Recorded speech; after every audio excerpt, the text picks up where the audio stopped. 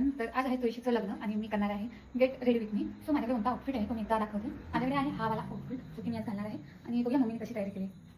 So हा outfit काहीसा असा आहे हा जो की मला खूप छान वाटतो. आणि आता ह्याच्यावर जास्त मेकअप करत नाही, तर थोडासा मेकअप करणार आहे आणि देन फायनल लुक बघूया. ओके, सो माझ्याकडे आहे हे ब्ल्यू हेवनचं प्रायमर आणि ना मी सेट घेतला होता पूर्ण. सो हे मी चेहऱ्याला लावतो. माझ्या घरट्यासारख्या हेअरला प्लीज प्लीज प्लीज इग्नोर करा आणि माझ्या बॅकग्राऊंडला सुद्धा, because I don't have time. Then माझ्याकडे आहे एक कन्सिलर.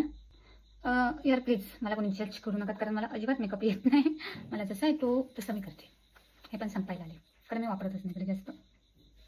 ओके, सो हे मी असं काहीसं थापलेलं आहे.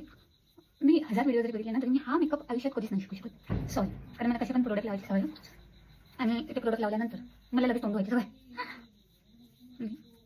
आणि आपला सस्ता मेकअप केल्यानंतर मला ही पावडर लावल्याशिवाय तोंडाला काहीतरी लावल्याचं फील नाही.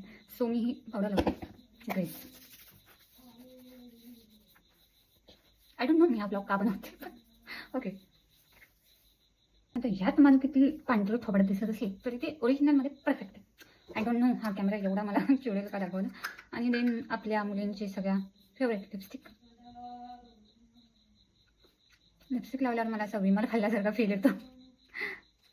ओके, सो हा मला हेअर टाईम. तर मी फायनल लुक दाखवते.